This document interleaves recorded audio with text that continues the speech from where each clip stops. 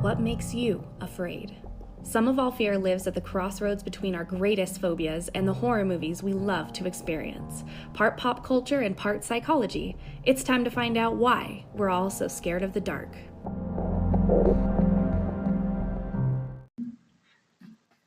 What's it say? This bubbly water says, "Hold cans with me." Hold cans with me. That's adorable and also kind of salacious. We're addicted to those bubbly waters lately. Totally. This one's grapefruit. They're good. They're actually pretty damn good. I like them. I understand the memes. And they're better for you. When people talk trash on what's that other really popular the other really popular one? Oh, I don't know. Sparkly water. The LaCroix. Oh, LaCroix, yeah. Or LaCroix or whatever. People always didn't they find out LaCroix was like had some issues with like the water wasn't, or like it was bad, or had some sort of like, I want to say that there's some sort of like artificial sweetener in it. Something was going on with it recently. I don't know if these bubbly waters are supposed to be like no calories, sugar, no nothing. Yeah, just like water, but like with natural flavors. It kind of tastes like you ran water over a grapefruit. Yeah, and it's good. You're drinking that. The kids even like them. Run over grapefruit water. The kids even like them, and they're not soft drinks, and you know. I googled to see it still isn't as good as regular water. Good old fashioned whiskey. Oh wow. Good old fashioned Jim Beam, and the Kinklin that goes with it. The associated Kinklin. But we're back. It's been a little bit of an absence. We're back, bitches. We're sorry again for the delay. Life happens. But you know what? I think we're gonna kind of, we may put one out once a week when we can. We may put one out once every other week when we can. We've been in this relationship that's life, man. a while now, so we'll put out once every couple of weeks now. And you'll be okay with it. You know how it works. Secretly, you'll harbor resentment. You know how it works. I mean, every couple of weeks is, you just have to put out every couple of weeks just to keep things status quo. Just until you ask us to marry you finally after 10 years. Just status quo. That's all you need, just a couple of weeks, every couple of weeks. No big deal. But welcome back, folks, to the Sum of All Fear podcast. Hey, Feardos. I'm Drew. I'm Kris. That's Kris. I'm the horror nerd, and she's the smarty pants therapist, fire engine, red-haired co-host, and my sexy wife. Brain ninja. If you like the show, we've got some listeners, some people who have been following us pretty consistently. If you like the show, please go to your podcast apps, give us a rating, give us a review. Check out our social media. We're on Facebook at Sum of All Fear Podcast, on Twitter and Instagram at Sum of All Fear Pod. And any questions on phobias, or any movies that you think would be great phobia movies, or just want to chat with us, directly about something, send us an email at someofallfearpodcast@gmail.com. And that's my spiel. Boom. That's my thing. That's my little. You need a sign off, like when you do like Emerald. Bam. Yep, that's it. But yeah, get that out of the way. Got all the official stuff out of the way. But yeah, we've been busy, man. It has been really, really busy. Busy with, we've had car problems. We had our car breakdown, which was fun. Which, honestly, we've lucked out. We have two beater old cars. We've been needing new cars for a couple of years now. They're both over 200,000 miles. He says beater. I love my car. She's really attached. I don't. It runs. I cannot wait to buy a new car. It runs great. Would I like to have a new one? Absolutely. Do I need a new one? No. Do I think about it every day? Absolutely not. That's a waste of my time. Well, whatever. Wasting my time. I need a new car. It goes from ya to ba, and that's all I need. It goes from point A to point B. Does it protect me from the wind? Yes. Okay. Bonus. I want like Bluetooth and be able to listen to my music, and my car has long since not been able to do a lot of the things that I would like it to do, and it's time. But yeah, so we were dealing with that, and we had baseball season that started with our little league teams, which is just freaking nuts. 6 games a week. Yeah, we did. I think we did have 6 games last week, didn't we? Yeah. 6 games at between the two kids. An average of an hour and 45 minutes to 3.5 hours. Yeah, it's pretty nuts. And of course, I'm But glutton for we punishment. only have one loss so far on each team. So That's right. We're doing good. Drew. Yeah, we're winning. We're playing well. The kids are playing well, and it's just a giant time suck, but it's fun. And you know what? Fun time suck. You only have this time in your kids' lives once, right? So and it's only for 6 weeks. It's just is what it is. It's more like 8 weeks, more like 10 weeks. But shut up. You're forgetting about playoffs and playoffs. We snuck out and saw Pet Sematary one night. Oh, we did. We were gonna go see Us, but I was like, you know what? I know we've been talking about going to see Us, and been bugging me like so much to see Us. I even had the great idea. We have a drive-in in Sparks. It's right near us, and I love the drive-in. And this is a hearkening out to you, Joe Bob. I love the drive-in. And Drew had the opportunity to see both of these at the That's right, back to back at the drive-in. But it was a freezing ass cold night. So the drive-in's only fun if you can bust out some lawn chairs. And I would have liked to snuggle up with you in the back. My car again is not comfortable enough to sit in through a whole movie. No, in the back trunk. Do you remember when we took that car to the drive-in when we were young and in love? But then we would have to open. Yes, I do. Yes, I do. Good fun, good times. But yeah, no. The drive-in lives on. I'm all about the drive-in. In fact, actually, that'd be kind of fun. We should go see Us at the drive-in if it's still there. It might be because they're pretty good about keeping things for a little bit longer than the theaters. So we'll see. Now you want to go. But Pet Sematary was pretty fun. I liked it. A scary double feature at the drive-in. Did you like Pet Sematary? I did. It was pretty good. I thought it was fun. And we saw it because it was open. We saw it on opening night. And I never get to go see movies on opening night. And I was like, you know what? It's opening night for Pet Sematary. Let's go. And the theater was not very busy. So I don't think it did. I haven't looked at the numbers. Night, but it was Thursday night. They did. Too. That's when they normally do opening nights, like Wednesday nights at midnight or Thursday. That's normally opening nights for movies. Meh. In the last, 30 years. But it was kind of good. I liked it. I thought they did enough different stuff with the original that it made it interesting. I thought it was fun. What'd you think? It was cute. I liked it. I thought that it was awesome that the little girl went all rampage murder. Spoiler alert. Whatever. Oh, I guess they know that from the trailers. Yeah. But I will say this: the trailers did. I only watched the very first trailer, so I knew about the girl being the zombified, the one who dies. But apparently there were some other trailers that came out that gave away a lot more about the plot, which I don't understand. And I listened to the directors this week on a podcast talk about why they did it. They just trying to drum interest, I guess. And they had done some studies that if you give away a lot of plot points, people are more likely to go to the movie. Well, I wonder. But I still think that's super lame. I wonder if part of that is the same reason that I look up spoilers, because these major plot points in these movies, if we kind of know ahead of time what to expect, it's a little bit more enticing to see how they're going to play it out, especially with a movie that is in a remake process. I guess maybe. I always diss on my processes. I think you're right. I'm sure you're right. I'm sure that's true. I just don't think I don't like it. I know you don't like it. So it might be, you're probably exactly right. I just think it's dumb. I want to reflect the words that you said back to you. I'm right. Yeah. Well, you're right most of the time. That's not new. It says, you think that's not some sort of like, that's not some sort of deep, dark admission. Like I am pretty certain that's normally the case. And the ending got criticized a lot, but I kind of liked it. It was good. My school alarm went off. You gotta go pick the boys up from school. I put the phone on airport mode, but apparently that doesn't airplane mode, but that doesn't change having the alarm go off. That's good to know. But yeah, so that was fun. It was a good movie. I enjoyed it. I am still on team original though, because I like Herman Munster and I like his East Coast accent. John Lithgow just didn't quite do it for me. That was what you mentioned. Sometimes that is better. That's good. I like that. That was a good impression. Yeah. So, overall though, I'd give it probably like a B-. It was a fun remake. We give it 3 screams. Yeah. Yeah. And they did some good things to kind of drive you off take you thinking that something's not going to happen. And then it does, stuff from the original. Yeah. So, Joe Bob marathons we've been watching on Friday nights again. And we didn't live tweet this last week because I was gone somewhere, but last week we did. Mm-hmm. Cue the Winged Serpent. was the first one. And the second one he did was Society, which is our movie for today, which I thought was really freaking great timing.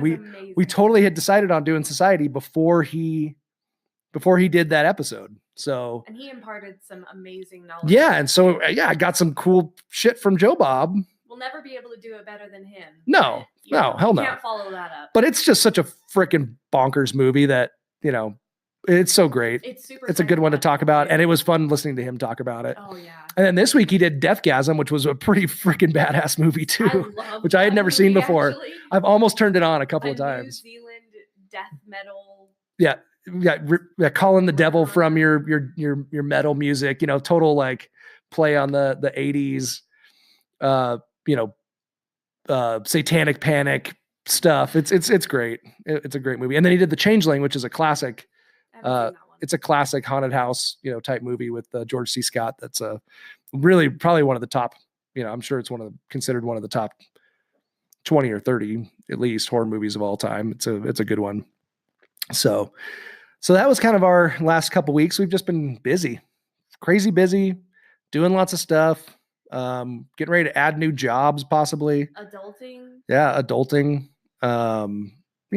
Boring shit. I know. I wish I was podcasting and watching more horror movies. That's what I wish I was doing. I know. You would never be. I need, what? Our one listener out there that's independently wealthy, just, prop us up, man. Hook us up, and we'll just do this we'll do 3 episodes a week. I don't like your pandering. I'm pandering to the one person out there that's independently wealthy. I know they're listening. Maybe they're in New Zealand and they're death metal fans. Maybe they're to offer them? Maybe they're British and they really enjoyed our Anglophobia episode. Maybe. Or maybe they were terribly offended. But I know we talked about me doing the What the Fear segment, but you had already prepared, so I think we'll go traditional and we'll still have you do the What the Fear this week. What do you think? Sure. Are you ready? Yeah. Are you ready? It's time for everyone's favorite phobia-based trivia game.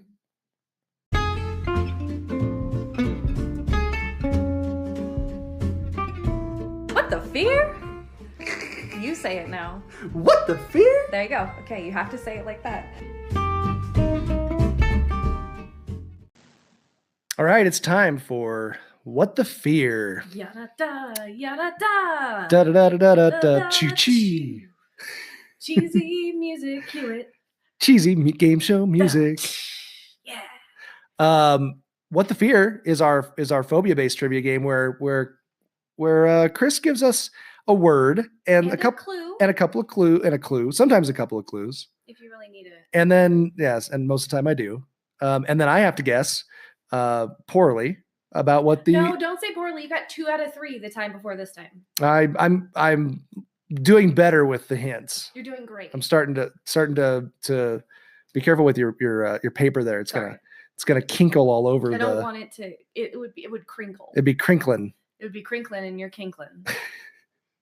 But yeah, you give us a word, you give us some clues, and then we got to guess what the phobia is. Yeah. So without further ado, what is our first word for today? Your first word. First word for today.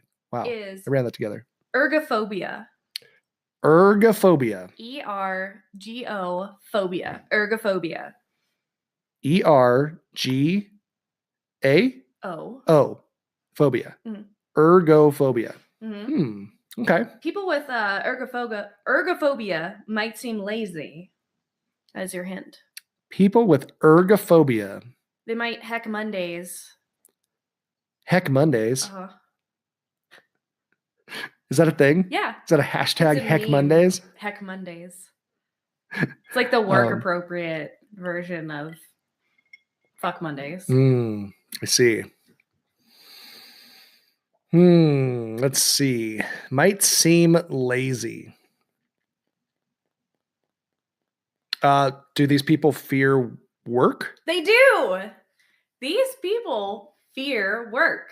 That makes sense. Yeah, they fear work. And there's actually 6 different kinds of ergophobia of varying severities and varieties that kind of narrow down why someone would be so fearful of going to work. But they would heck Mondays, but like every day. They would just heck every day. And it's very commonly seen in healthcare workers, more commonly known as the corollary burnout. Wow. So I have that. I don't like work. Mm-hmm. I don't like work at all. Yeah.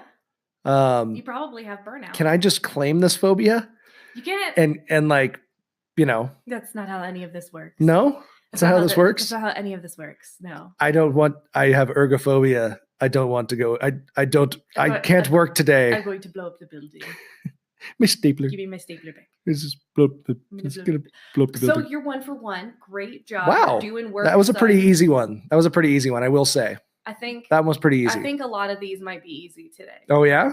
For you. Woohoo. So, okay. Ergophobia is the fear of work. Okay. All right. Let me get back to my crinkling here. Your next one is turophobia. Turophobia. T-U-R-O phobia. Turophobia. Turophobia. And terrible. Your hint is terrible. For a turophobic, their dream vacation wouldn't be to Plymouth, Wisconsin. For a turophobic, their dream vacation wouldn't be to Plymouth, Wisconsin. Plymouth, Wisconsin? Plymouth, Wisconsin. In all of your... Is there something specific about Plymouth, Wisconsin? There is. In all of your carny travels, I thought you would know this right off the bat. Oh, man. Come on. In case those of you don't know, Drew was a carny. Is Plymouth, Wisconsin where the cheese castle is? I don't know. Is it where it's not where the Mars cheese castle is? I've never been. No, that's all I know about the hint. Is it where the Wisconsin Dells are? I don't know. No, I have no idea. Okay, Plymouth, Wisconsin. Turophobia. It's not like terrible. It's not the fear of Charles Barkley. It's not the fear of Charles Barkley. Terrible. It's so terrible. It's pretty terrible. We saw him at the we see him every year at the Tahoe Celebrity Tournament and Celebrity Golf Tournament one time. Yeah, we saw Justin Timberlake that year that he got groped by someone in the crowd. No, he won't come back. This is why we maybe can't that's have nice I'm things. sure that's not the reason. I'm sure he gets groped by people all the time. That's probably why he won't go back. If you hadn't groped him, maybe he would have come back. It wasn't me. Oh, I'd go down in blaze of glory trying to do that. But no. Yeah, right? I was sitting on a boat. On a boat. We both did that at the same time. Okay, I'm on a boat. I'm stalling right now because I feel like I should know what's in Plymouth, Wisconsin, but I don't think I do. So this hint. I think you've been there before. I don't think I've ever been to Plymouth. I think you'll kick yourself, but I've been to lots of places in Wisconsin, but Plymouth does not stand out in my head. Is there something about the name Plymouth? Like it's not the fear of pilgrims. No. Is that your guess? No, okay. I'll guess. Let's see. Let's do the fear of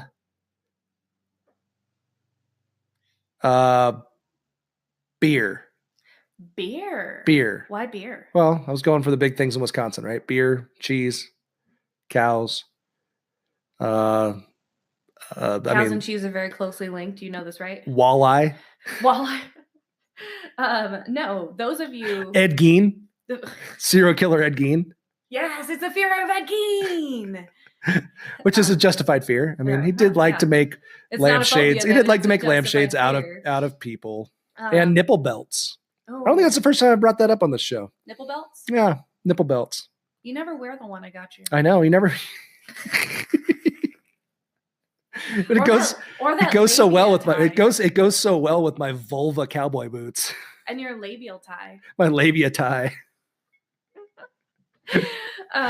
Plymouth, Wisconsin is worldwide known as the capital of cheese. So it was cheese. It was the fear of cheese. Yeah. That's what I guessed originally. No, you didn't. You asked if there was a cheese castle there. That's not guessing. Damn it. Cheese. That's why I went with beer, because it didn't seem like that cheese was right. That's what I should have gone for. So, fun Turophobia. fact. I should have known that too, because I think I've heard used with cheese before. Fun fact. It's related to this fear is related to getting traumatized in early childhood, aka our kids, who our eldest son was diagnosed as lactose intolerant when he was very young, but he is also... It's just a milk allergy that was like mild. But for the longest time, he was afraid of cheese. And his youngest brother, who had never at all been tested or anything, also had the fear of cheese. Yeah, they just don't because of him. They're just. I've noticed it without. There's lots of other kids too. Like there's lots of other kids that are their age that don't like cheese. I don't understand it. Yesterday, okay. So we got to the field right at baseball, and he loves their cheeseburgers. Right, cheeseburgers with melted cheese. Right. He comes back because I asked him to get me one as well, and he said sure. So he went and he got 2 of them, and he brings them back. And he's got this look in his face, and he's like, "They put the cheese on after." And it's just like sitting on the patty. And he was so reluctant. He should have taken it back. That's not right. He was so reluctant to eat it. It was hilarious. I was like, oh my gosh, it's Anthropophobia. You should have had him take it back because that's not right. You don't just set cheese on top of a burger. That's fucked up. Come on. Who was working the grill? I'm going to get him fired. I have no idea. They're volunteers. I know they're volunteers because I work the grill as well. So yeah, either it's early childhood trauma or watching someone who has kind of a fear or an aversive reaction to cheese, or the texture of cheese that kind of get people this turophobia. Interesting. Right? All right. Well, I should have gotten that one, but your poker face led me down a different road. Poker face, poker face. Poke your face. All right. Are you ready for your last one? All right. Okay. Let's go. Your final phobia is caedophobia. Caedophobia. Spell it for me. C-A-E-T-O. Phobia. Caedophobia. C-A-E-T-O. Catophobia. Or caedophobia. Catophobia. And your C-A-E-T-O. Phobia. Yeah. Okay. And your hint is this would be a terrible phobia considering we've got 100,000 to 150,000 of these. Like in our body? We've just got them. We've just got them? We've got them. 100 to 150,000 of these in our body. Mm-hmm. We've just got them. Are they in our body? We've just got them. Where? We've just got them. That's not answering my question. I know. We've just got them though.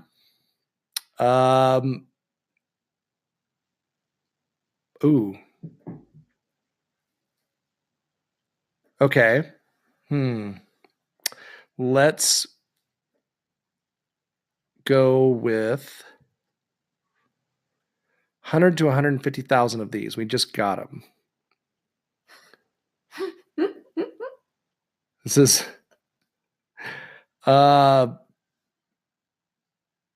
I'm going to say the fear of words. No. I was thinking words in our vocabulary. No? Nope. Caedophobes are afraid of hair. You know what's funny? I thought that right when you first said it, I was like, hair? You know skin why? cell? Like cells? But I was like, I know cells be more than that. When I said it, I was twisting my ponytail hair. And then I was like, stop twisting That's your probably hair, why. Kris. And then I like put my hand down very slowly. Totally. Because I totally had that cross my mind. So they're scared of hair, which actually relates to our movie today. Did you know that? No, I did not. Do you remember the big weird mom? Yeah. Yeah. Do you remember how she just like hands people hair balls? Yeah. Do you remember that? Yeah. Like it's disgusting. What about it? It's a fear of hair. Hello. The fear of hair. She hands people hairballs. She would be too afraid. No, I mean, if she did that to a catophobe. Sorry, catophobe. They would be very upset. They would be incredibly upset. Yeah. She just hands people hairballs and puts them in their hand. She's got some form of trichotillomania where she pulls. Wasn't she eating it or something too, or like hawking it up, or I don't know. She's the weirdest character in the whole movie, and that's saying something in this movie. Trichotillomania is a real thing. Yeah, just chewing on hair. So caedophobes would be paralleled with caedophilics. People who love hair? Or caedophiles. Oh, people who are obsessed with hair. Obsessed with hair. Yeah, or fetishize hair. Fetishize. There's definitely hair fetishes. There's no doubt about that. And so your fun fact about this is that if you're terrified of your own hair, you can also have a more specific fear, like fear of loose or detached hair. So not it being on your body, but it being detached from your body. And I actually experience a little bit of this like preoccupation because when I'm taking a bath, I actively look for hairs in the bathtub and I get them out of the bathtub before I can continue my bath. Because I don't like loose hairs in my bathtub with me. Interesting. I also have been shaving my arm hair since I was 16. That's right. You have. You're not a fan of hair. So I'm not a fan of hair. Not to get too personal. But you are not a fan of hair. Oh, shut up. So yeah, I have a little bit of this disgust at the idea of loose hair in the tub with me. Bare necessities, those simple bare necessities. So yeah, that was fun. I got you this time. I thought with my clues that you would get all of them. I should have gotten. I think I should have gotten those last two. I should have. Definitely should have gotten cheese. Great job. Great job, those of you out in Feardo world, if you were playing along. Yeah. And so today we're going to be talking about people who are afraid of society. They're afraid of. This is a pretty broad one. They're afraid of people.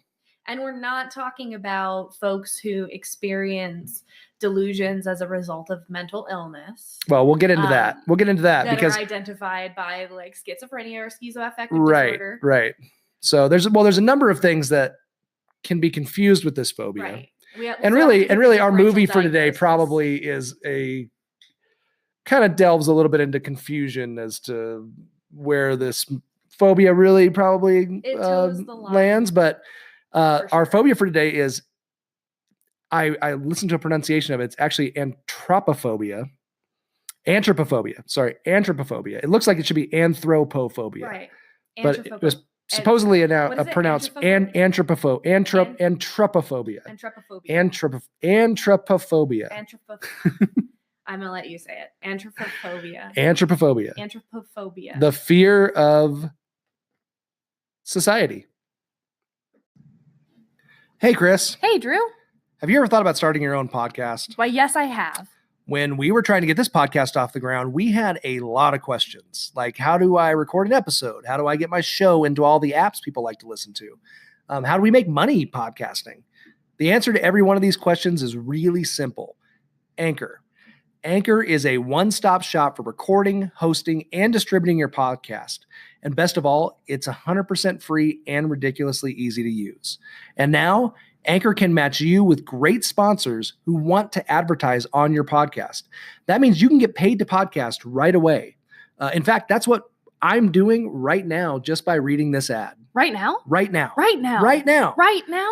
That means if you want to get a podcast going and make money doing it, go to anchor.fm/start. Join me and Kris and the diverse community of podcasters already using Anchor.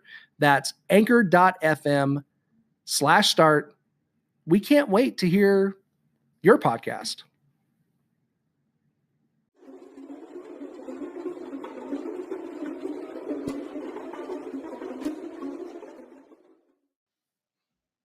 All right, we're talking Anthropophobia. I'm never going to pronounce it right. Nope, me either. Anthropophobia. This phobia is a social phobia. It's the fear of society, the fear of people, and it's a pathological, persistent, and excessive fear. And it's from the Greek. Our etymology comes from anthropos or anthropos, which means man or human. So pretty easy. But it differs from some of those other fears like agoraphobia and things like that, or that we talked about before. Give us a little, give us the lowdown here on this here fun phobia of the day. Sure. I mean, this one can even be differentiated from interpersonal relational phobia, which is kind of like a tangent off of anthropophobia. I'm going to say it real slow. Yeah, and well, see, when I heard pronounced, it didn't pronounce a TH, but I can't stop pronouncing it, so whatever. I can't not see it. Okay. So yeah, anyways, there is a differential diagnosis to be discussed with regards to anthropophobia versus, let's say, social anxiety disorder, right? Right. So what do you think the differences are? So, I'm not sure. I know that, I think a social anxiety disorder, is a result of panic attacks and things like that, maybe, or like being, I don't know. Actually, I really have no idea. I have no clue. That's what we pay you the big bucks for. So social anxiety is more of an intense anxiety when in a social situation or when predicting you might be in a social situation, right? Whereas anthropophobia could also include symptoms of anxiety that are unrelated to actual social interaction or even with a single person. And what I mean by that is it doesn't take social interaction to have anthropophobia. So you can be an introvert, mm-hmm. right? But even even interact. Well, I guess I'm confusing the different things, but you can be somebody who you don't go out into society at all. But if the mailman comes to the door, you're not going to answer it. No, because you're scared of any interaction with people in general, anything. They feel unsafe, or you feel as though there's an anxiety in terms of your presence. Like I'm here and something is expected of me just because I'm here. And so there's this anxiety of not being able to deliver, not being able to be a part of, assimilate to, or become a member of this community, which is what makes our movie today so hilarious to me. Because if you think about it, there is no society unless there's kind of a slight intermelding of one person with another within the society. Sure. And these kind of common things that bind them together, literally in the movie, and more figuratively in life.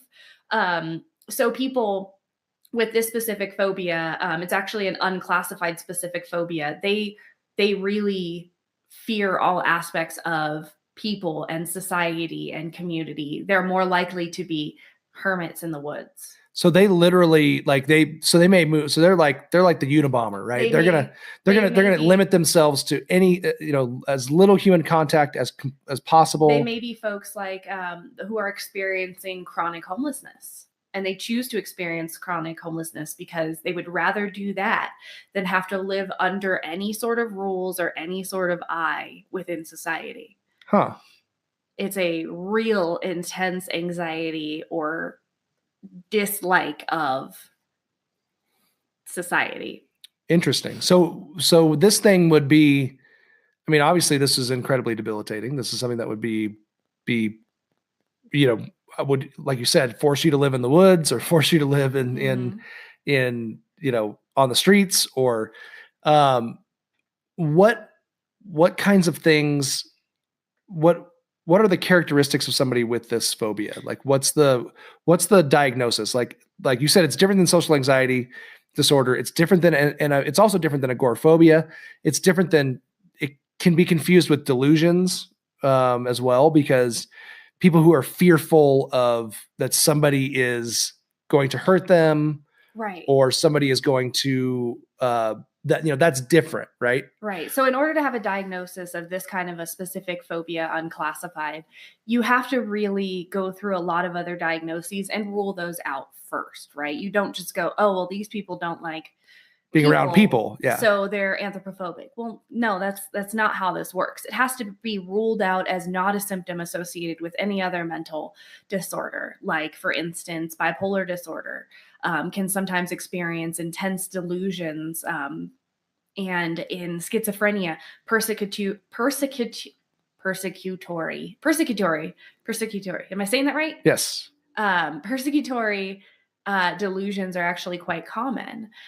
They hear voices or they see things that make them feel as though they're being attacked or being watched or being monitored somehow. Monitored by them, which makes them paranoid of society. But that's attached to another mental diagnosis. It's more delusional disorder, a delusional disorder, as opposed to. It's more a symptom of a larger disorder, like schizoaffective disorder or schizophrenia, like that we would see there. And if a person avoids going to a party or a social event, maybe for fear of being ridiculed or whatever, that is more of a social anxiety disorder not this Well, we'd phobia. have to go a little bit further. Like, is it always just a party? Is it a party with someone specific in it that maybe I'm trying to avoid, or maybe I feel ashamed around, or I don't want to be put in a situation with?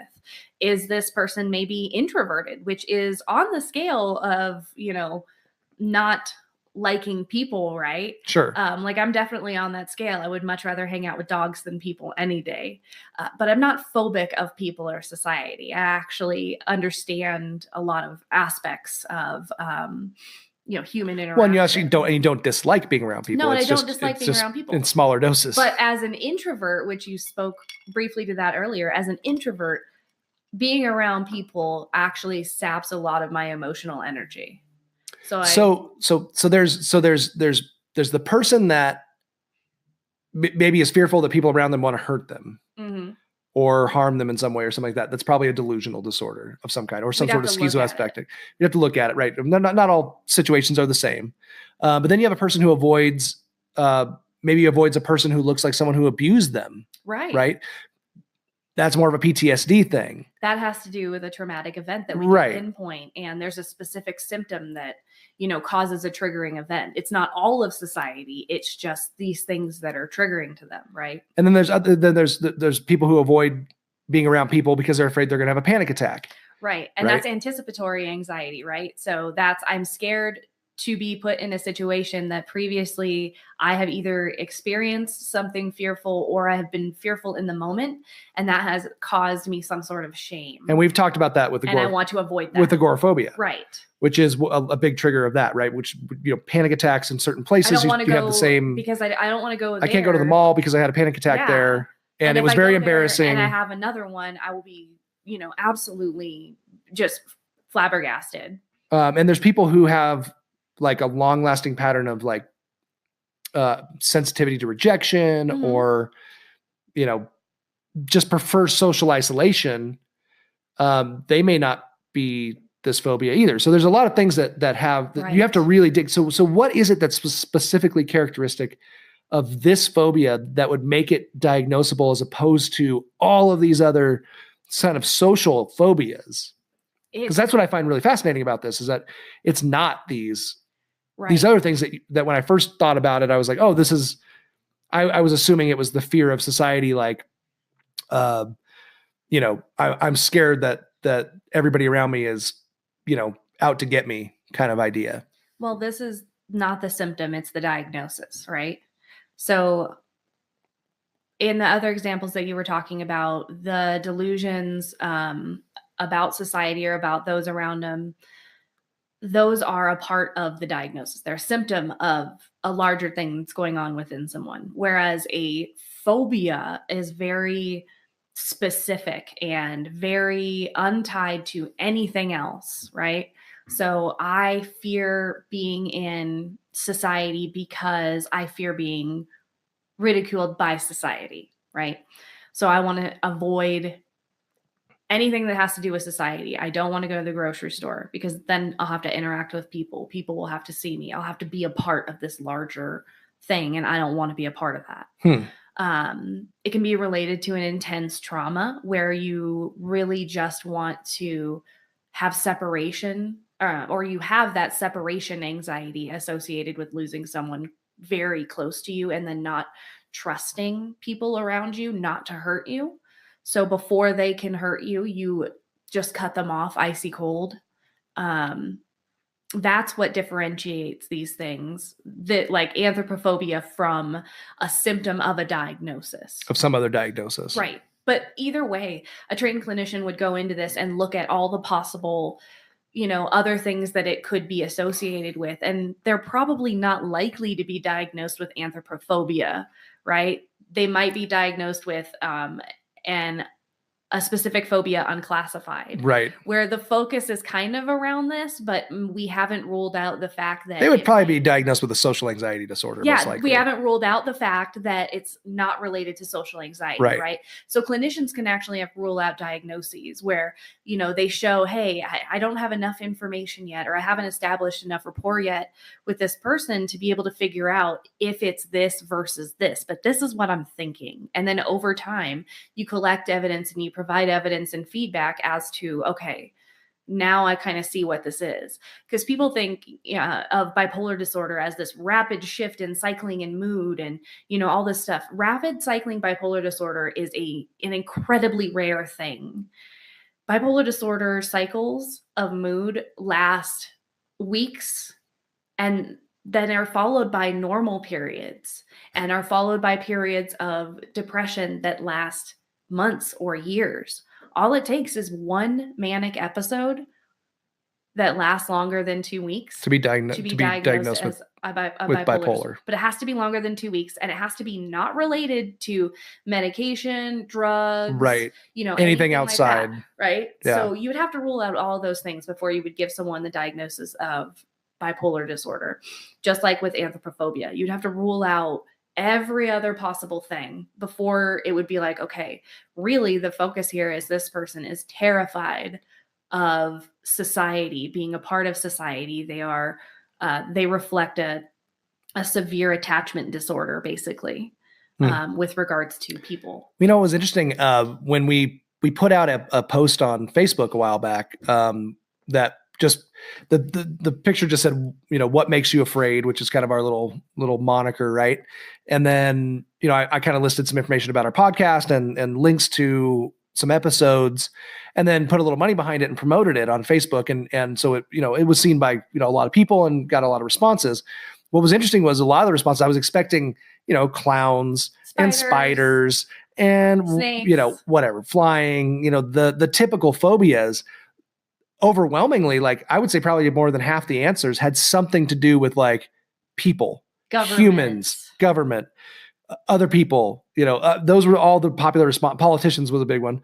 But like people was a really big answer, which I thought was really interesting. And I guess that's, a lot of us kind of probably feel, I guess what makes you afraid is other people and what other people can do to you and things like that. And I suppose in this extreme form, it could develop into something that you just don't want to be a part of anything in society at all. Right. And so Japan actually has done a lot of studies. That's a big thing. That's right. I remember I was reading some of that. So anthropophobia is tangentially associated with, and pardon my Japanese, for my Japanese speaking friends out there, this is associated with Taijin Kyofusho. Sounds pretty good. Right? Or an intense culturally specific fear of distress, is basically what that concept means. And it's an intense fear of interpersonal relationships, especially offending others. Right. Well, it's a shame-based culture. Right. Right. Where everything brings shame. Right. And so this phobic level of anxiety about offending others is impacting society to a point where they are not procreating enough to keep up their culture. They're not boning because they're not going out. They're not going out because they're too into fearful or anxious of establishing any kind of relationship for fear of offending someone. And so the government now has been tasked with a lot of initiatives in order to bring the Japanese population back together and encourage relationships and sexual bonding and procreation again. One study of 150 Chinese and Japanese subjects included 5 anthropophobics plus 2 control groups of folks who were not anthropophobics. And for the anthropophobics, they historically had more problematic parental relations noted, a stronger sense of collectivism characteristics, and overwhelmingly had sexual contact prior to age 19, which seemed to create a discomfort with the opposite sex, and was significantly associated with the diagnosis of anthropophobia and the severity of the experience of anthropophobia. Let's be honest. I mean, we should all be ashamed of the sexual contact we had before we were 19 years old. True. Because we were terrible. Man, we were all terrible. And we were awkward. And it was bad for everybody all around. We brought shame to our families. So I get that. I understand. That makes sense. So yeah. I still bring shame to my family. So the contributions to the development of anthropophobia, as this study indicates, could be early sexual experiences that were negative, need for parental approval, shaped kind of conformity to norms that includes negative sexual attitudes. That's kind of reinforced by the collective, the oriented to culture environment. Well, you can't say that about Asians. Oriented? Oh, shit. You are racist joke. No one heard that but you. I just made myself giggle a lot. You did. You made yourself laugh. That's not an accepted nomenclature. So yeah, nomenclature. That is on this spectrum of the experience of anxiety of interpersonal relationships or of society or of people or of community. Is, really an issue in Japanese culture right now that they're trying to figure out how to reverse. They're bringing in people from other countries, like outsiders now. There's like a tourism industry now basically centered around like bring people in from other countries because we got lots of women you can have sex with and have babies, like to kind of keep, like I was just reading an article about how they're moving people in and they're giving like cheap, I don't know, what do you call it? Immigration kind of deals to people within certain age groups, then certain types of people in society from other countries to come to Japan for that reason, because they literally are having a hard time getting their own men to get out of their gaming chairs because it's become and go have some good old fashioned horizontal loving going on, some bumping uglies. Because it's generational now. And it's so rapidly declining their population that it's terrifying. Their government has an entire sector of government devoted to figuring out how to get people to vote again. So crazy. That's why there's dirty panty vending machines and, pocket pussy devices in vending machines there, because they really are encouraging society to get in those are government sponsored. Yeah. So it's really interesting how would you like to have that job? Like be the president of the department that'd be really interesting. President of the Department of fucking. Like that's the name of the DOF. I am the president of the DOF. I'm president of the DOF. We're here to make you DTF. DTF. We're here to make you DTF at the DOF. At the DOF. I think we just started our new department. Oh man, this is so good for our movie too, because there's some DTFing in this one. Oh god. Some DTSing down to shunting. I kind of have a fear of shunting, society and shunting after seeing this movie. I have an anticipatory anxiety in thinking about what happens in this movie. It's society. So good. It's awful. So is there anything else that we need to know about anthropophobia before we dive into the literal society? Each other? Before we dive into each other? Into and society? Shunting? No. And gelatinous alien sex cults from the rich and famous? Nope. I'll shunt my mouth now. Shunt your mouth around what? That's the question. Oh, you'll find out. Stay tuned for this movie. Holy crap. Oh, it's so good. It's so good. It's so bad. I did want to do a couple of real quick. I was thinking, we haven't really been doing honorable mentions much, but I really kind of wanted to pair this with They Live, the John Carpenter movie.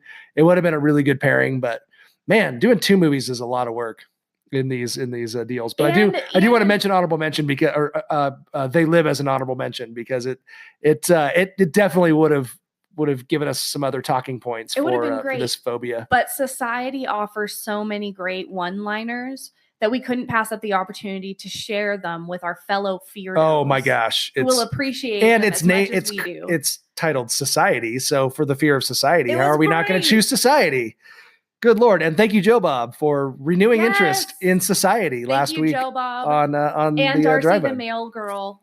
Yeah, for sure. So without further ado, let's dive into 1989's Brian Yuzna directed crazy ass film Society, our feature presentation. And now our feature presentation. For Bill Whitney, I've never been paranoid. fear plays a large part in family life. I feel like something's gonna happen. And if I scratch the surface, there'll be something terrible underneath. He's afraid his sister Could you zip me up, Billy? is not what she seems. God, Bill, what's the matter with you? He thinks his friends are out to get him. You make waves, Whitney, you're gonna drown. People are what they are. Now you have to learn to accept that. He's about to find out the truth. Why are you guys doing this to me, huh? What, you've been living with these people all your life and you didn't know anything about this? Is far worse than he could ever imagine. If you don't follow the rules, Billy, bad things happen. Didn't you know, Billy boy? The rich have always sucked off low-class scum like you. Billy. Clarissa? Don't be so intense. Now, some people make the rules and some people follow the rules. It's a question of what you're born to. You never were one of us. You know, you really deserve what's going to happen to you. I don't think so. Wait. Can't you see they're setting you up for something? You know how I hate to give you drugs. You're officially dead. Don't go home, Billy. No. Bill Whitney is about to become one Showtime, Billy! with society. Who are you? Let me give you a hand, Bill. In Beverly Hills, what you fear is only the beginning. Anything for society.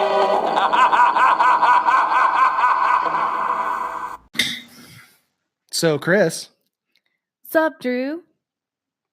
do you want cream, sugar, or you want me to pee in your coffee? This That's a line fucking movie. from the movie Society. These guys are literally anthropophiliacs. They Oh, are it's so good. sexually aroused by the idea of society. High society in this case. Yeah. So Society is a 1989 Brian Yuzna directed movie. Brian, let's do a little. We got to do a little background on some of the people that worked on this film, because Brian Yuzna, some of you guys probably know him if you're horror movie fans, because he's produced and directed a lot of stuff. He directed Bride of Reanimator, Silent Night, Deadly Night 4, Return of the Living Dead 3, which is not the best Return of the Living Dead. Just watched it the other day, actually. He did The Dentist, which is actually a really good movie.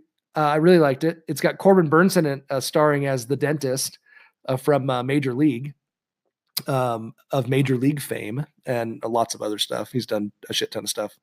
So he's done a bunch of stuff that he's directed, but he's probably most known for his stuff that he's produced, because he's produced a ton of stuff. He did the original Reanimator with Stuart Gordon, and he did a lot of things with Stuart Gordon. So like the guy's done a shit ton of stuff. I believe he produced From Beyond. He wrote Honey, I Shrunk the Kids. Ooh. Him and Stuart Gordon wrote Honey, I Shrunk Ew. the Kids together down in Mexico. It's and then they were kinda supposed gross that this guy made that movie too. right? Isn't that, it's Ew. awesome. He did, but Honey, I Shrunk the Kids, they were supposed to produce it and direct it too. Honey, I I think. Shunt the Kids. Honey, I Shunt the Kids. That's what this movie should have been called. Honey, I Shunt the Kids. Because there's a lot of That is shunting true. of their own children. Oh, There's a lot of incest going on. so much. Honey, I Shunt the Kids. Damn it. That is so perfect. Oh my gosh. We've got to send that to Joe Bob. I think that's what the title of the album. We've got to send that to Joe Bob in response to his drive-in.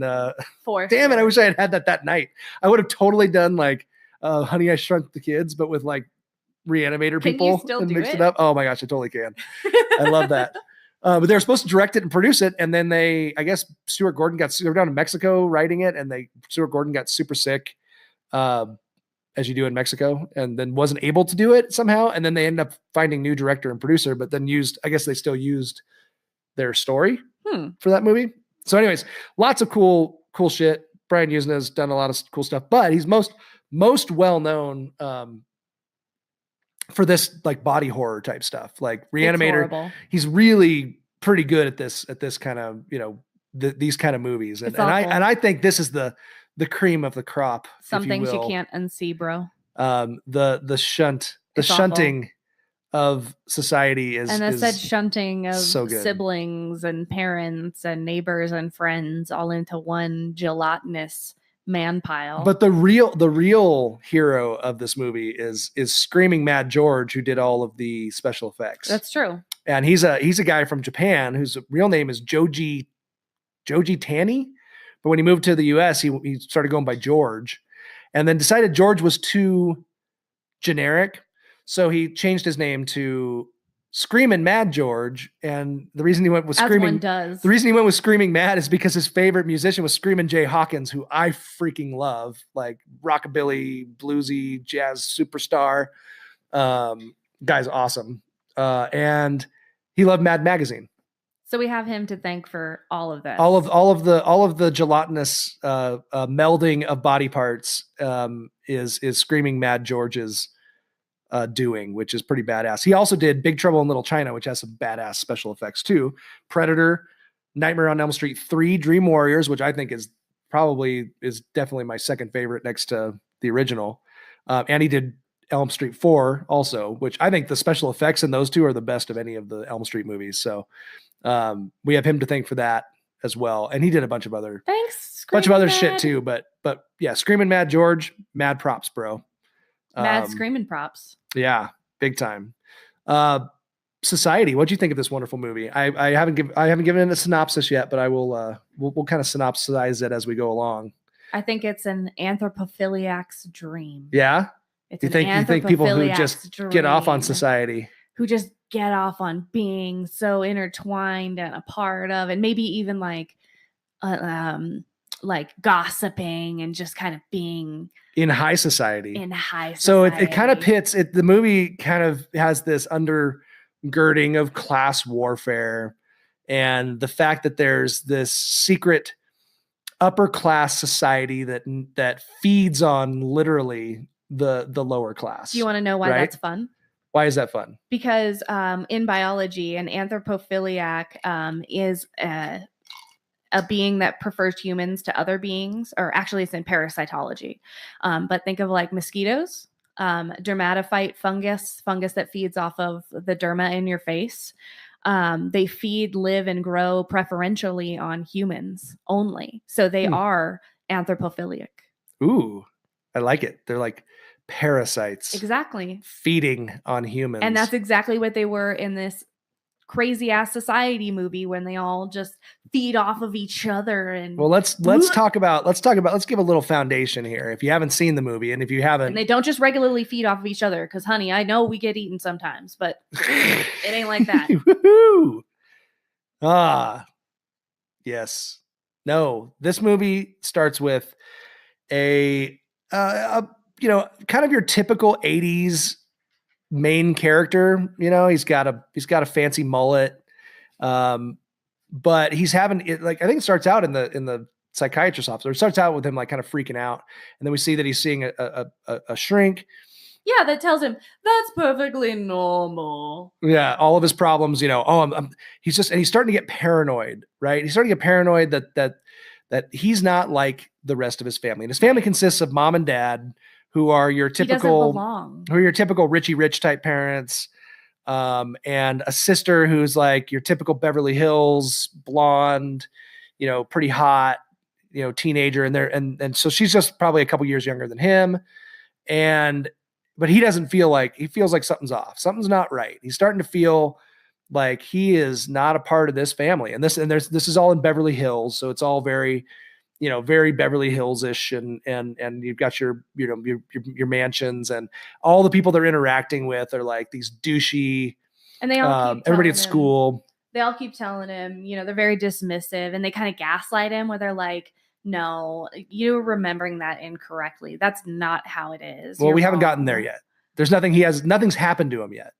So, he's kind of building up this, like, sensing some weird things, and he's sensing some weird suspicions about his sister, about his parents, about the people, like basically starting to be suspicious of everybody around him.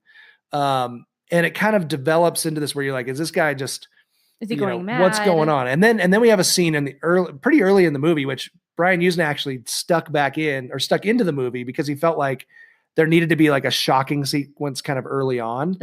And that was his sister showering, and he walks into the bathroom, and his sister's showering.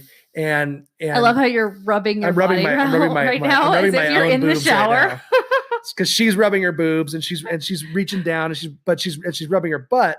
Problem is, her butt and her boobs are on the same side of her body. So he's looking through like the mirror, the opaque shower glass, and realizes my sister's boobs and her butt are on the same side. That's not right. Something is really wrong. And then he opens the door, and everything's fine. And by the way, I would really enjoy it if my butt was on this side. You know how clean your ass crack would be? You would just constantly, it'd be so easy to get like down in there. It would so much easier. Look really funny to watch you fuck somebody though. It would be odd. Yeah, for sure. And I think, but you know what? Like if you were built like that, you probably could be a porn star. I'm sure there'd be somebody out there that'd be way into that. But you like couldn't watch yourself copulate, very well. That's right. Everything would be on the other side. Mm-hmm. Oh, so I'm thinking. Yeah, that would be a bummer. And it'd be weird. Never mind. I don't want a butt on my front side. To see your butt. But it would be really easy if you could just flip around like that. Like, cause she was obviously able to like just change and morph her body any way she wanted to really get in those hard to reach places. And I think that's what Screaming Mad George was doing there in that special effect. He was trying to show us hard to reach places. Yeah. Show us that, it's practical to be part of society. It is as well. Yeah. So anyway, so he started to see that, and he started to think, am I going crazy? What the hell's going on?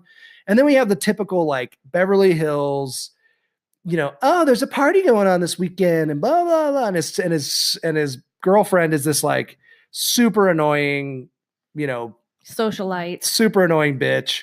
That's just all she wants to do is just be in this upper class in society and be invited to the right parties. And Ted Ferguson's parties this weekend, and and so they're out on the beach, and she's just like, Ted's over there with that other group. You should go, try to get us invited to this party. By the way, 80s bikinis, I love them. On point. I'm a big fan. High-waisted 80s bikinis, lots of camel toe, very, very skimpy. Does it remind you of the JCPenney ads when you were the old school days? Yeah, the old school. Actually, what it reminds me of is I had a buddy. There was always that one buddy when you were growing up that had the mom, that had the parents that didn't give a shit. And so like at like 10 years old, they had like bikini girls all over their walls on posters and stuff. And that's what those bikinis always remind me of. Is I had a buddy, Ralph Thayer, that always, and I think I'm trying to think if he shared a room with his brother. He might have shared a room with his older brother. Maybe that was why. But they always had like the race car girls and stuff, and the bikini girls on the beach, and like, surfing ads and stuff, all over their room. And those high-waisted bikinis always remind me of that, because that was like 1989. But so they're on the beach, and he goes and like basically like, he gets the like, you're not part of us, you're not one of us kind of deal, So he's still, again, feeling like he's in like this, a piece of shunt. He's in this high class family, but yet he's not part of this family. He's not getting invited to these parties. He's not, all this stuff. And so it goes along, and then we find out that this guy who's been kind of stalking his sister is actually like uncovering some really weird shit going on at home. And he brings it, and he's like, dude, I don't want you to be mad at me, bro, but I've been something's fucky. I've been micing your family. What do they call that? When they put a mic somewhere? Bugging? Bugging. Thank you. I've been bugging. I bugged your dad's car. I bugged your the living room or whatever. And he's like, she's like, just listen, And so then he plays this clip from his little tape recorder, right? And it's basically this whole thing where his parents are talking with the daughter, and they're like talking about how they're going to have this big old orgy. Really inappropriate. Yeah. And how, you can have sex with men and women. You can do it with men and women, and you can do all this crazy stuff. And I think the mom tells the daughter, like, like, wow, your boobs look totally sexy. Guys are going to pop high ones when they see you. I love that. Pop high ones. Use that in a sentence this week, folks. Guys are going to pop high ones Guys when they are going see to pop you. high ones when they see you. You're a sniper. Snipe Selly boys. Wheel snipe Selly boys. So he's like, so then he's like really freaking out.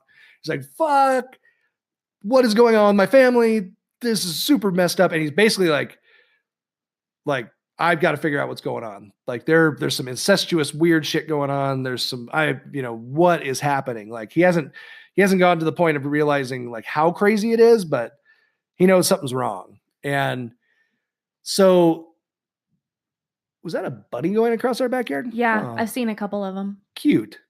We normally just have birds. Squirrel, Squirrel, bunny, bunny, squirrel, ball. So he goes to this shrink who he's already skeptical of, right? He's already like not Super trust. sure He doesn't about him. trust this guy. It's not anyway. a great therapeutic And he relationship. gives him the only copy of this tape. Yep. Right. So obviously the tape gets changed. It Smooth move, disappears. X-Lax. Um, Then the therapist gaslights him and is like, I think you're experiencing paranoia and, just basically just you're wrong. What you're seeing is wrong. What you're hearing is wrong. yeah, everything is just Everything it's that just you think all is in your wrong. head, bud. It's all in your head. So he starts, kind of fishing around, and there's all these scenes where he's apparently running for student council or something during this time as well. And then there's all this other kind of side plots and stuff going on, which really don't contribute to the ultimate story at all. When does the super hot honeypot come in?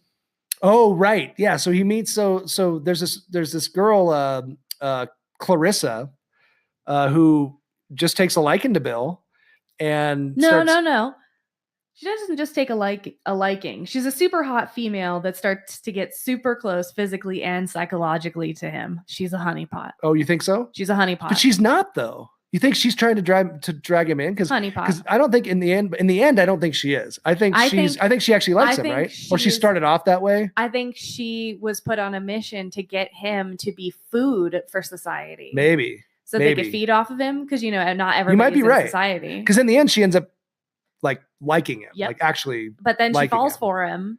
Right. And so she doesn't want to deliver the food to society. And this is Della. Oh, what's her name? Della. She is. Let's see if I can find it here. I gotta come find her name because Devin DeVasquez is the actress's name. She plays Clarissa Carlin in the movie. Former Playboy playmate before she did this movie, and did a few other things like soap operas and some other stuff afterwards. Yeah, she's definitely society's but honeypot. she's pretty hot. She goes out. So on the beach scene, right when she's out with the beach, that's where there's a couple of scenes in the movie. She's got the delicious bikini. Is that what you're saying? She does have a delicious bikini. She has a delicious 80s bikini on. Would that bikini look as good if her head was on backwards?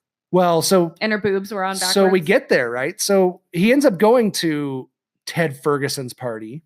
Right, ugh, fucking Ted Ferguson. And Clarissa, this girl brings him this honeypot. Sure, we'll call her the honeypot.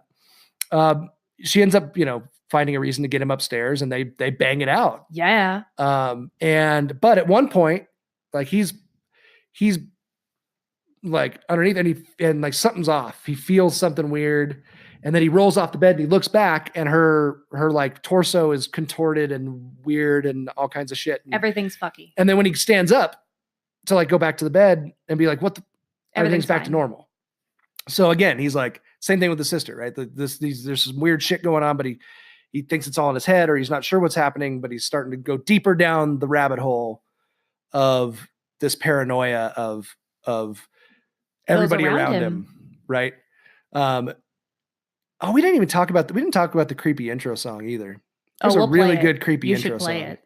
At some point, yeah, I'll have to plug it in. I bet you it's in the trailer. I haven't watched. I haven't listened to the trailer yet, but I'm sure it's probably in there somewhere. We probably should have listened to the trailer before we started the show, since it's always good to intro into the trailer. But whatever, we're not professionals. Whatever. We're just sitting around in our living room talking into microphones just for fun. So anyways, this whole movie comes to its crazy ass conclusion. Would you say that it comes to a head? It comes to a head. Lots of head. Lots of heads into one. Into this just. You've seen Human Centipede, right? It can't even. It's worse. It's worse. Well, it's worse than. Well, I don't know if it's worse than Human Centipede. That's true. Pretty gnarly. That was pretty gnarly. It's more fantastical and just fucking off the wall. Like you can't even, if you haven't seen it, you can't even put your mind around it until you see it. Go or see your it mouth so around you it, can't I should say. It. You can't even put your mouth around it. So basically the spoiler alert, the whole point of this movie is the family is raising this kid, is raising Bill, to be food, I guess. Yeah, for society members to society. feed on. Society is this secret group of the ultra wealthy that literally feed on the underclass, and they're aliens. I'm guessing. Yeah. I guess that's kind of what it comes down to. They're aliens of some kind. Weird sex cult aliens, like they always are. Why are aliens always in a sex cult? Yeah, I don't know. Well, I mean, are we projecting as humans? Probably. Yeah. Yeah. Do you all want to be in a sex cult? So what ends up in the end is like he comes into this. He's in his house and he's like all paranoid. He's got a knife. He's like got a knife in his hand or something. I don't know. And anyway, he gets dragged. All of a sudden, he gets grabbed and dragged into a big room, and all of the people that he's been interacting with, his schoolmates, the therapist, mom, dad, sister, the brother, judge, the sister, the mom, the dad, the sister, and they're all part of this. They're all part of society. This is like the Truman Show. Yeah, and he's the meal. So they all start, and I think there was somebody else they were feeding on. I think it was at the moment the dude who brought him the tape, wasn't it? Yeah, we thought he was dead earlier in the movie, but he turned out he wasn't. No, he's just food. And they were feeding on him, and so the way they feed on him is what they called shunting. The Great Shunting is what this scene was called. They're like, I guess it was what the event was called. Huh? Why'd they have to call it that? I don't know. That was Brian Yuzna's the shunting philosophy. Shunting is actually a railroad term. What does it mean? I think it's the hooking of two cars together. Or Ew, that's why. Something like that. Yeah. Ew, that's creepier. Yeah, and I think there's another definition. There's a couple of different definitions. So literally, yeah, the shunt that drains all the stuff from your brainstem. A shunt is something that if you have to drain, like spina bifida or something, you get a shunt put in, right? That drains fluid.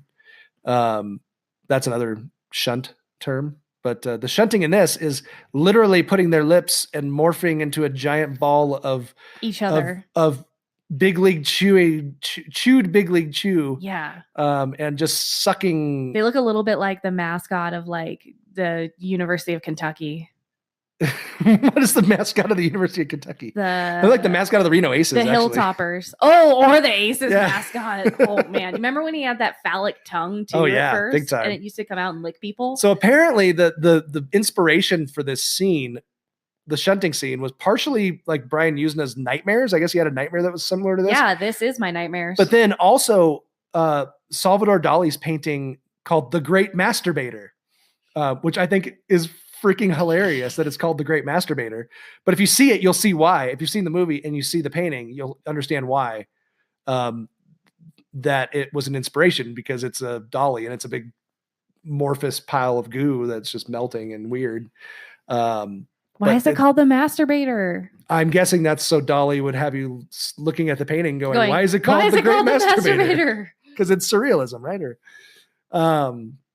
So yeah, but this movie's nuts. It's bonkers. It's crazy. But it's all about the fear of, lower classes, fear of the upper class, especially right now with all the conspiracy theory shit about like reptilians and, all these secret societies. Denver International Airport harboring Denver International Airports and the reptilians. It's kind of perfect for that people who have that like fear of these secret, that really everything's just this secret cult. Society waits for you. Society waits for you. That's a creepy intro song. Oh, so the doctor at one point, so there's a couple of quotes in here that I gotta get. because I'm not going to have time to actually record them. So I've got to get to some of these quotes though. But there's one time when he's in the doctor's office and he says, doctor says, "How do you feel about your family now in light of all these recent victories?" "My family?" Bill says. "Yes. Nothing. I mean, I don't think about them. They don't think about me. We're just one big happy family, except for a little incest and psychosis." There's another scene where the best scene is like he gets away from the big group of when they're during the shunting smorgy? and he runs upstairs and he runs up to his parents' room and his mom and dad and sister are all shunting each other, I guess.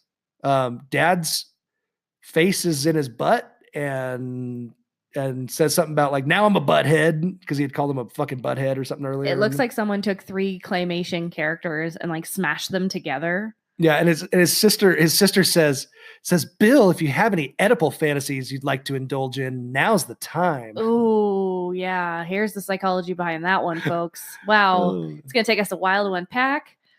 And then there's the famous, "How do you like your tea? Cream, sugar, or do you want me to pee in it?" That was Clarissa, his honeypot chick. Oh, yeah. Which that's my favorite line. Oh, gosh. "How do you like your tea? Cream, sugar, or do you want me to pee in it?" My favorite line is, "First we dine, then we copulate." Oh, that's Or that's right. "The hotter and wetter you get, the more you can do." Oh, that was in the tape when she said, Yep. when The hotter and wetter you get, the more you can do. that was right after she said, "Guys are going to pop high ones when they see you." You just can't write this stuff any better, folks. This was a wonderfully written movie. And the creepy song in the beginning apparently is like the school song for some back east preppy ass school that's still to this day that's their that's like their school song. Because that's what they do behind closed doors. Yeah. We've seen the administration accusations against the Full House lady.